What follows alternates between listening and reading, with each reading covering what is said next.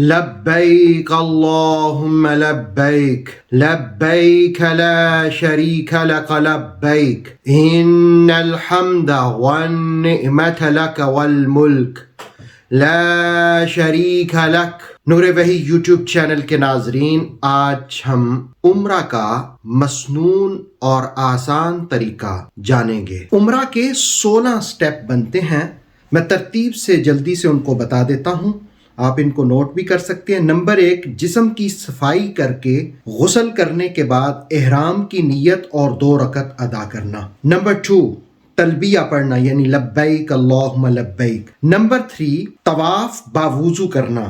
Number 4، طواف کے آغاز کے لیے حجر اسود کے برابر آنا۔ نمبر 5، استباح یعنی دائیں بازو کو اس سے چادر کو ہٹانا، یہ صرف مردوں کے لیے ہوگا، عورتیں ایسا نہیں کریں گی۔ نمبر 6، حجر اسود کو استلام کر کے تو پھر طواف شروع کرنا۔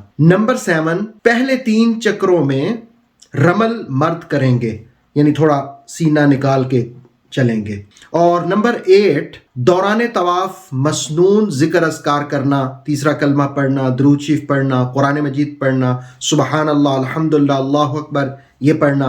نمبر 9، رکن یمانی کو چھونا اور پھر حجر اسود پہ آ کر کے ہر چکر میں اس کو استلام کرنا، اس کو بوسہ دینا۔ نمبر 10، دیوار مستجاب یعنی رکن یمانی سے لے کر جو حجر اسود کے درمیان دیوار ہے جس کو دیوار مستجاب کہتے ہیں، ادھر دعا کرنا۔